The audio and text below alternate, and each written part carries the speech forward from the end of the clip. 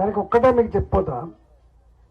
Double బెడ్రూమ్ల గురించి ఎవరు మాట్లాడిండ్రు, ఏమని మాట్లాడు? నీకు దేశంలో ఎవ్వడికి ఆలోచన రాలేదు, పేదల గురించి నేనే ఆలోచన చేస్తున్నా. ఎమ్మెల్యేలు పడుకుంటారా సింగిల్ బెడ్రూమ్లా? మంత్రులు పడుకుంటారని చెప్పినాడు ఎవరు? మరి ఆ కేసీఆర్ అల్లుడు బిడ్డ అత్తే ఎక్కడ పడుకుంటారు, కొడుకు కోడలు ఎక్కడ పడుకుంటారు చెప్పినాడు ఎవడు? మరి సిద్ధపల్లి ఎన్ని డబ్బులు బెడ్రూమ్ కట్టించిండే? రెండో మాట ఆలోచన చేయండి. మీరు మహిళలు సద్దులు తిన్న కాడ, పత్తులు ఏరే కాడ, నలుగురు కూర్చొని ముచ్చట పెట్టే కాడ ఆలోచన చేయండి. నేను చెప్పేది నేను ఏదో బట్టిగా 4 ఓట్ల కోసం రాలే. మేము 20 ఏళ్ళుగా మేము ఏం చేస్తున్నామో మీరు చూస్తున్న వాళ్ళు కాబట్టి. రెండో మాట ఏంటంటే, ఆయన పెన్షన్లు ఇస్తాడు. ఎన్ని సంవత్సరాలకు ఇస్తా అని చెప్పిండు? 57 ఏళ్ళు నిన్న వరకు ఇస్తా అని చెప్పిండు. ఇచ్చిండా? ఎప్పుడు ఇచ్చిండు? ఇప్పుడు ఇచ్చిండు. రాజగోపాల్ రెడ్డి గారు రాజీనామా చేసిన తర్వాత సిద్ధపల్లి ఆడబిడ్డలు రేపు చీపులు పట్టుకొని వస్తారు, ఇది ఇవ్వకుండా పనులకు పోలేమని చెప్పి భయపడి ఆ పెన్షన్ ఇచ్చిండు. డబుల్ బెడ్రూమ్ ఎందుకు ఇస్తలేడు? ఇచ్చే దమ్ము లేదు కాబట్టి ఇస్తలేడు. ఇది అంటే జల్దీ పైసలు ఇస్తాడు, అయిపోతుంది. గొర్రెలు నా నియోజకవర్గంలో, ఇక్కడ మాది హుజరాబాద్ నియోజకవర్గం, రాజగోపాల్ రెడ్డి గారు అదృష్టవంతుడు. ఎందుకంటే 3 నెలలు కొట్లాడతాను, నేను 6 నెలలు కొట్లాడినా. 6 నెలలు కొట్లాడుతున్నప్పుడు నా మాటలు, నా భార్య తిరిగింది, నేను తిరిగింది చూసిండ్రు. గొర్రెల మందల మీద తోడలు పడ్డాడు. నా ఒక్క బక్కపంచ రోడ్డు మీద గొర్రెల మందల మీద తోడలు పడ్డాడు. నాతో పనిచేసిన మంత్రులే మళ్ళీ వాళ్ళు, నాతో పనిచేసిన ఎమ్మెల్యే వాళ్ళు. నేను కేసీఆర్తో 20 ఏళ్ళు అడుగు వేసాను కాదా? నేను అడుగు వేసి తెలంగాణ ఉద్యమం నడిపే బిడ్డగా నన్ను బయటికి వెళ్ళగొట్టే బాధపడలే. చివరికి నువ్వు రాజీనామా చేస్తావని చిటికలేస్తే, రేషన్ గల్ల బిడ్డను కాబట్టి, ప్రజల మీద నమ్మకం ఉన్న బిడ్డను కాబట్టి, ఈ పదవి నా హుజరాబాద్లో ఇచ్చింది కాబట్టి, ఇది కొనుక్కుంటే వచ్చేది కాదు, మా అమ్మ నాన్న ఇచ్చింది కాదు కాబట్టి నేను రేషన్ గల్ల బిడ్డగా రాజీనామా చేసినా లేదా? ఇక్కడ ఏం చేసిండ్రో అక్కడ అన్నీ చేసిండ్రు. మీ దగ్గర ఏం చేసిండ్రో మా దగ్గర 6 నెలల పని చేసిండ్రు. ఇవాళ ఉన్న మనిషి రేపు నా దగ్గర కుల సంఘాలు తీసుకొస్తాడు, దావతు పెడతాడు, స్వయంగా ఎమ్మెల్యేతో తాగాలి, వాళ్ళతో తాగబోయించాలి. మీ దగ్గర చేసినట్టు ఒక మంత్రి ఈ పక్కకే, నేనంటలేనే మాట, చౌటుప్పల్ మండలంలో మధ్యాహ్నం పూటనే కూర్చొని తాగుతాడు. మధ్యాహ్నం పూట ఎవరు? మంత్రి గారితో సహా. ఎవరు కెమెరాలో కొట్టిండు, బయట తీసిండు. తీస్తే ఆయన బయటకు వచ్చింది. ఇంకా తప్పించుకోలేదు కదా, ఫోటో దొరికింది, తాగే గ్లాస్ దొరికింది, అని దొరికింది. తాగు తప్పేంది అన్నాడు. నేను తాగుతూ తప్పంటలేను నేను, కానీ మందిని తాగుతావు? మంత్రివి మందితో తాగుతావు? నువ్వు తాగదలుచుకుంటే నీతో తాగు, రాత్రిపూట తాగు బిడ్డ, మందిలో తాగు. మంత్రివి నువ్వు. తెలంగాణ ఇజ్జత్ తీసిన మంత్రులు వాళ్ళు, నేను ఇక్కడ ఎవరు ఎమ్మెల్యేలో మంత్రులు నాకు తెలియదు, కానీ ఒకటి చెప్పిపోతున్నా. నాతో పనిచేసే ఎమ్మెల్యేలు కాదు, వాళ్ళ మీద గౌరవం ఉంది కాబట్టి చెప్పిపోతున్నా. నాతో పనిచేసిన మంత్రులు గౌరవం ఉంది కాబట్టి చెప్పిపోతున్నా. మీ బతికెక్కడ దాకా వచ్చింది? కేసీఆర్ పంపగానే గంగిరెద్దుల్లాగా వచ్చి ఇక్కడ అడ్డా పెట్టి మీరు చేసే పని ఏంటి? రోజు కుల సంఘాన్ని పిలుచుకోవాలి, దావా తీయాలి, ఓట్లు అడగాలి. ఇదేనా నీ బతుకు? మీరు అడగాల్సింది ఒకటి ఉన్నది. అయ్యా మా దగ్గరికి వచ్చిన ఎమ్మెల్యే గారు బాగానే ఉంది, మా దగ్గరికి వచ్చిన మంత్రి బాగానే ఉంది, మరి నీ నియోజకవర్గంలో రోడ్లు వేయించినవా?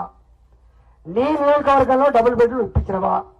నీ నియోజకవర్గంలో చదువుకున్న పిల్లగాళ్లకు 3,016 రూపాయలు ఇప్పించినవా? నీ నియోజకవర్గంలో కౌలు రైతులకు సాయం చేసినవా? నీ నియోజకవర్గంలో గొల్ల కుర్మలకు ఇక్కడ ఇచ్చినట్టు 1,50,000 రూపాయలు ఇప్పించినవా? సమాధానం చెప్పాలని చెప్పు. గంగిరెద్దుల్లాగా ఇక్కడ వచ్చి కేసీఆర్ చెప్పగానే వచ్చి ఇలా పేద కోసం కొట్లాడుతున్న బిడ్డ ఈ రాజగోపాల్ రెడ్డి గొంతు నొక్కాలని చెప్పి వచ్చిండ్రు. రాజగోపాల్ రెడ్డి గారు ఇలా గెలిస్తేనే మీలాంటి వాళ్ళు బానిసత్వం నుంచి బయటపడతారు ఎమ్మెల్యే గారు. మీలాంటి వాళ్ళు ప్రగతి భవన్ రాణిస్తారు. లేకపోతే మీ ఇచ్చిన ఎక్కడిది? ఇవాళ ఈటల రాజేంద్ర నన్ను నా దగ్గర మీరు చూసిందా? ఓటుకి ఎంత ఇచ్చిందో చూసిందా మీరు? పెద్దమ్మ గుడికి పైసలు ఇచ్చిండ్రు, ఎల్లమ్మ గుడికి పైసలు ఇచ్చిండ్రు, మడేల గుడికి పైసలు ఇచ్చిండ్రు. ఒక్కటి కాదు, అన్ని గుళ్ళకు పైసలు ఇచ్చిండ్రు. తర్వాత కుల సంఘం, కుమ్మర సంఘం, తెలుగు సంఘం, రెడ్డి సంఘం అందరికీ పైసలు ఇచ్చిండ్రు. పైసలు ఇస్తే బాధపడలే కానీ పైసలు ఇచ్చి ప్రమాణం చేయించుకున్నారు. నేను చెప్పిన ప్రమాణం చేయాలి తల్లి, లోపల మొదలు ప్రమాణం చేయాల్సింది నా మీద. నా బిడ్డకే ఓటు వేస్తా దేవుడా అని చెప్పి ప్రమాణం చేయి, తర్వాత కేసీఆర్ సార్ మీద ప్రమాణం చేయని చెప్పాను. ఈ మాట ఎవరు చెప్పిండు? నేను చెప్పలే. 2006లో ఆయన చెప్పిండు తెలంగాణలో. ఏమని చెప్పిండు? ఆంధ్ర ముఖ్యమంత్రులు వేల కోట్ల రూపాయలు సంపాదించిండు, ఆ డబ్బులన్నీ మన నోరు కొట్టి కడుపు కొట్టి సంపాదించినే, మీరు తీసుకోండి బిడ్డ, వేసుకునే దిక్కు వేసుకోమని చెప్పిండు. మరి మనవాడు కాదు సింధు, మేము చెప్పిపోతున్నాం. గిన్ని పైసలు ఎక్కడి నుంచి వచ్చినాయి వాళ్ళకు అడుగుతున్నారు ఎప్పుడన్నా? అవునరా, గిన్ని పైసలు 1000 కోట్ల రూపాయలు ఎక్కడి నుంచి వచ్చినాయి నీకు? మీరు ఎప్పుడు అడిగినా? ఒక పార్టీ 8 ఏళ్ళు అయితే అధికారంలోకి వచ్చి ఒక గాలి మోటార్ కొనుక్కునే పైసలు ఎక్కడి నుంచి వచ్చినాయి నీకు? ఒక గాలి మోటార్ కొంటాడు ఆయన, ఒక హెలికాప్టర్ కొంటాడు ఆయన, ఒక 870 కోట్ల రూపాయలు పార్టీ ఫండ్ పెట్టుకుంటాడు ఆయన. ఒక్క ఎలక్షన్, నా ఒక్క ఎలక్షన్ ఖర్చు పెట్టిన పైసలు ఎంత తెలుసా? నా ఒక్క ఎలక్షన్లో అక్రమంగా సంపాదించింది 600 కోట్లు, ప్రభుత్వ పరంగా దళిత బంధు పేట దళిత కుటుంబానికి 15 లక్షల రూపాయలు వచ్చింది, రోడ్లు వేసింది, అన్ని కలిస్తే 4500 కోట్లు.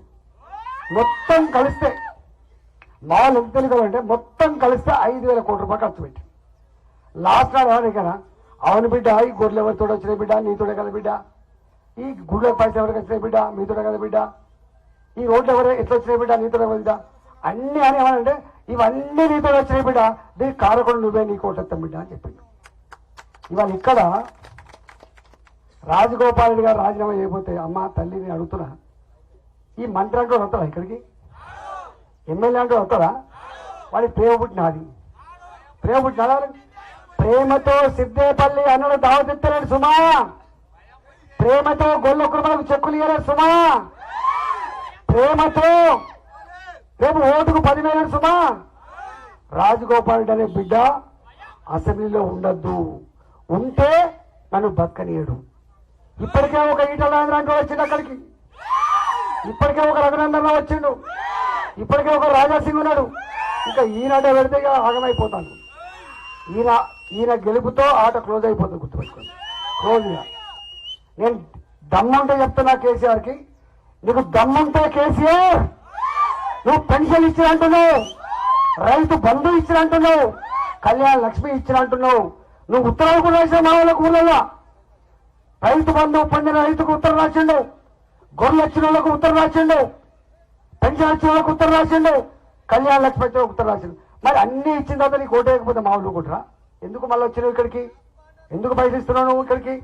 నీకు దమ్ము లేదు కాబట్టి, నీకు దమ్ము లేదు కాబట్టి, నీ మీద నీకు నమ్మకం లేదు కాబట్టి, ధర్మం నీ వైపు లేదు కాబట్టి ఇవాళ ఇంతమంది మంత్రులు వచ్చారు.